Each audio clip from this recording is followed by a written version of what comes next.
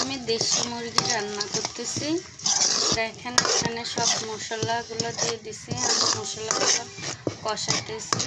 পেঁয়াজ রসুন বাটি তারপরে দিছি। আমার বাটা মশলাগুলো বেশি ভালো লাগে। অল্প একটু মুরগির মাংস রান্না করতেছি। আমাদের বাসায় তেমন মানুষ নাই খাওয়ার মতো, তাই এই কয় পিস মাংস আমি রান্না করব।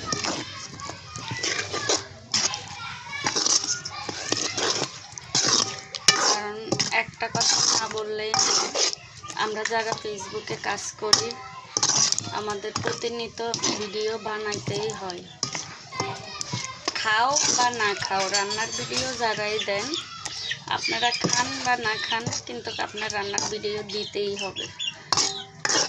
কারো থেকে ভিডিও নিয়ে তো আর ভিডিও দেওয়া যাবে না, নিজে রান্না করে ভিডিওটা দিতে হবে।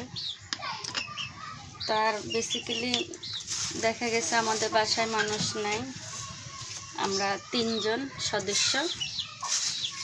তো এই জন্য আমি কমাই রান্না করি, সবসময় 2-3 রকমের রান্না করি। তো আমি যাই রান্না করি না কেন, যাই করি না কেন, আপনাদের সাথে শেয়ার করি। আপনারা আমার ভিডিওগুলো দেখেন বলে ভিডিও বানাইতে আমার ভালো লাগে।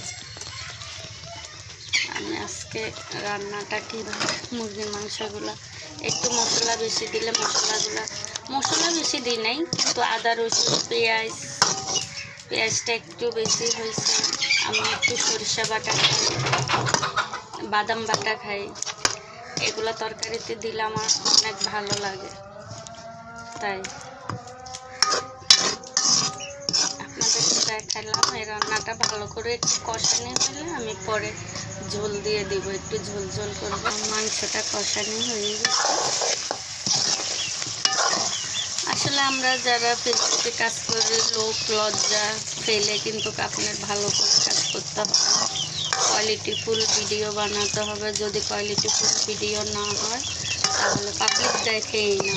আসলে আপনার ভিডিওটা কিভাবে পাবলিক করবে আর কিভাবে লাইক কমেন্ট শেয়ার করবো যদি পছন্দের না হয়। এই জন্য আমরা চেষ্টা করব সবসময় ভিডিওগুলো অনেক সুন্দর করে বানাতে। সুন্দর না হলে দেখে না। আর আমরা সবাই একে অপরের পরিবারে যাব, সবাই লাইক কমেন্ট শেয়ার করব। আমি যদি আপনার পরিবারে না যাই, আপনি কি আমার পরিবারে আসবেন না। এই কারণে সবাই সবার পরিবারে যাইয়া ভালোবাসা দিয়ে আসতে হবে, সবার সাথে মিলেমিশে কাজ করতে হবে, তাহলে আমরা সামনের দিকে এগিয়ে যাব। আমার কথাগুলো যদি কারো খারাপ লাগে কিছু মনে করবেন না, আমরা সবাই একসাথে মিলেমিশে কাজ করতে চাই।